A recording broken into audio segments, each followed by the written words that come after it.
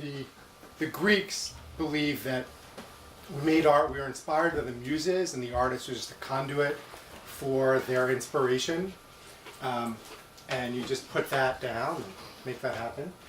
The Native Americans, indigenous people might say it comes from ancestors. Others will say, okay, it's from the subconscious. It's from the part of the brain that dreams is where art comes from. And then the artist just puts that on paper or into dance. Or so I believe that scribbling is really a pure form of that, of just experiencing, feeling something, and kind of acting like a human Richter machine and just expressing something. And so I make art. I like to do a lot of scribbling. When I'm listening to something, I'm learning a panel or a workshop, I'll take sketch notes. I brought my sketchbook tonight, so I'll do sketches of other presenters. Where I scribble, I include words, I include doodles, I do drawings. I do this a lot, so I'm pretty good at getting a likeness of the person that I'm representing. And yeah, I try to capture like a vibe, mood, like something about what's happening at that event, at that moment. I also use it to think about thoughts, like do some planning and do a sketch for a workshop I'm going to present. And try to think of the flow of things and the different ideas that come through there. And it's always experimental, it's always a process. I really like that experience is so important to art making that I want to get other people to draw also. So I did several years ago a project, City of Awesome, where I got over 1,000 people to draw self-portraits, which I then collaged onto canvases. You might have seen it featured onto SF Muni buses. Where I did paintings. This year I did basically a 42-foot long painting that wrapped around the inside of the bus. And also, this really informs, I want other people to draw and to learn through drawing, so that's part of why I became an arts educator. And also because I was a substitute teacher to support my artistry, and then became an administrator to support being a teaching artist.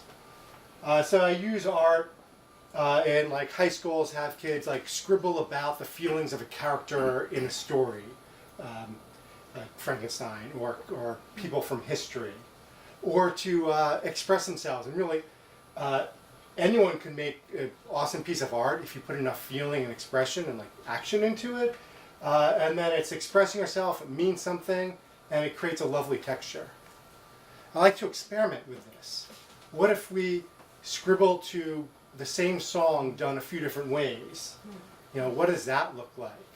So I've done this with high school students and, got results and, let them just feel their way through the different results, look at the data. It's art is also science, it's experimentation. And I took, from that lesson, I went on to say, okay, now how can you use art for sketchnoting in all of your learning?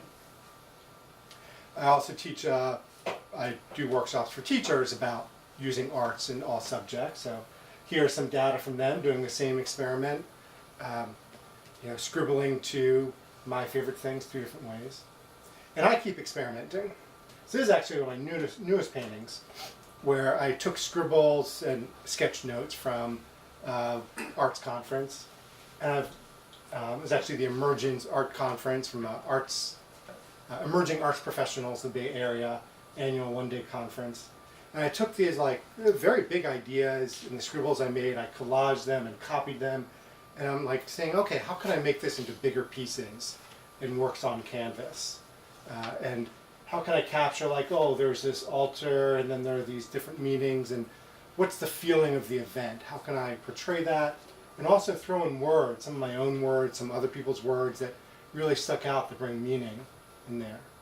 I've played around with this in other ways of different, combining other meaning notes into one big thing and trying to think what's the structure, what's the sinews that connect these ideas, I'm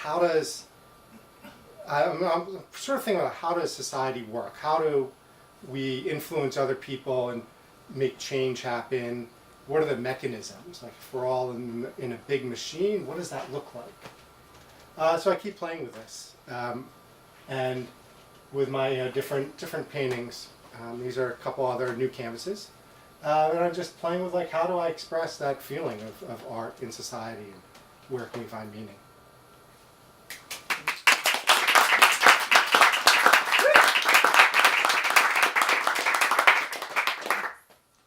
Are there any questions or? Yes. Can you talk more about the project that ended up with the art on the bus and how that came about and like what kind of feedback you got? It's super cool. Well, that was very fun. I did it for several years, doing paintings on canvases at different events, like at Sunday Streets, and it developed into, and it came out like partly I wanted to ask people, hey, what do you do to help make the city more awesome? So I wanted people to think about, oh, what's their role in society? And after I did, I thought I was kind of done with it, but then I applied for this SF Muni bus project, and the response was very good. That was a whole voting campaign. Trip remembers voting for it probably a couple times, which was very annoying, of like getting people, campaigning to get people to fill out an online form. It was kind of terrible, but it was awesome to then make that art and put it on the buses. Cool. Yeah. How did you go from scribbling and thinking about art to being able to make money from it? Or presumably you are, because you're working as an arts educator. So like, how did you make that happen? Yeah, that was like pretty gradual. I had to figure out the arts education way of things, where I was like working as a substitute teacher and making art, and then doing more and more art in the classroom, and then finding some programs where, arts education is a thing, and then getting, one little museum job, and then another, and then volunteering on a committee, where then I became head of that organization eventually. So it got very much into the administrative part of things. So still figuring out how to make the money just on the art, and even just the arts education. I'm getting there though. So you don't teach at one school? No, I teach. I've got some of my other gigs. I do administration of organizing, different arts educators and events. I do another gig is doing work with training teachers. Another one is a grant from the city, or I do some art in schools and have other teaching artists. Or we do residencies in schools, limited time, like 6 sessions. Do you have a favorite implement that you use for scribbling? My main thing is like a marker. It's you just go straight forward, make the mark. You don't have to sharpen it. Colored pencils are better for gradation of color. Crayons are a great tool, underutilized, underappreciated. Also love acrylic painting, and I've gone very into acrylic paint markers, so I can just go drawing on a bigger scale. Do you find when you're talking to students and refer to it, do you refer to it as scribbling versus art? I mean, I'm thinking that would take a lot of pressure off the perfection that we all want. When that's ugly, but as opposed to scribbling, you can. Yeah, I definitely like to take the pressure off. Like everyone can scribble, everyone can make great art if you put enough feeling into it. Making it look like something takes practice and skill. So having more intention takes skill, and there's different ways of framing that. And like there's exercise, you do a whole bunch of like random scribbling, and then take a window and find a piece of that, and then do that bigger. So learn from someone else, where you can then frame and see that abstract expression coming through and finding what's interesting in that. But yeah, I do like to start people off like, you can do great drawings without skill. Or you want to get something to look like something. Well, that'll take practice. And also, there's another great saying: the first step to a great piece of art is a crappy piece of art. That's true. So I have a question. Do one or two last questions? Okay. So what reactions do you have, or what experiences have you had that put into perspective people who are trying to do art digitally versus this kind of very hands-on physical stuff that you're doing? If students are used to messing around with scribbling programs or whatever. Well, that could be, usually if I'm teaching, it's like, we all get off, and we're all doing the same thing, but I think any form of creativity is useful. So if like we go on with the drawing, they don't get into that, I'm like, okay, maybe they take the photos for that day, or they're the DJ, or any way of being creative is useful and interesting. So just an add-on comment, and I'm sure you already know this, but the brain research shows that if you do something kinesthetic physically, it actually focuses you for learning.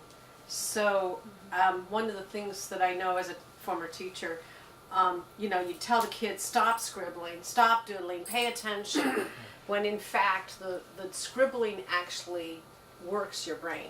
So people who are knitting in the back of the meeting, or quilting in the back of the meeting, or scribbling in the back of the meeting are actually focusing better than the people who aren't, right? Which does not work for being on your phone, not the same. But there is something, to answer your question, there is something about the physical movement of the hands, the physical body. Also, So we the actually, forearm movement, too. we remember things that we write down, we don't remember things we type into our phone.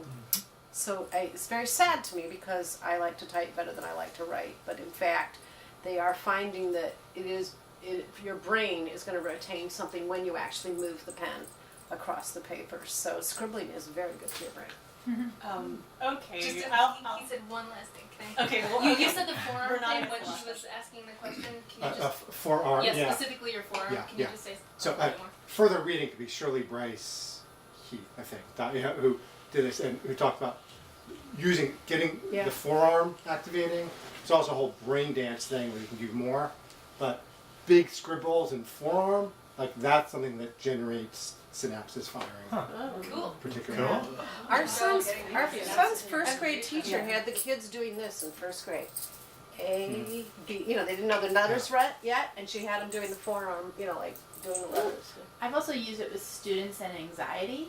Like there's kind of, I think, like two different ways to discharge anxiety. There's like the calming down way, which is like breath and grounding, but sometimes the discharging way, like people that like run and discharge anxiety. So scribbling like with intensity is also a really great way to discharge extra energy, nervous energy, anxiety. And I think when you get to high school, it's like about half the students will find that doodling helped them focus, and like half the students are like, no, it's not going to work for them.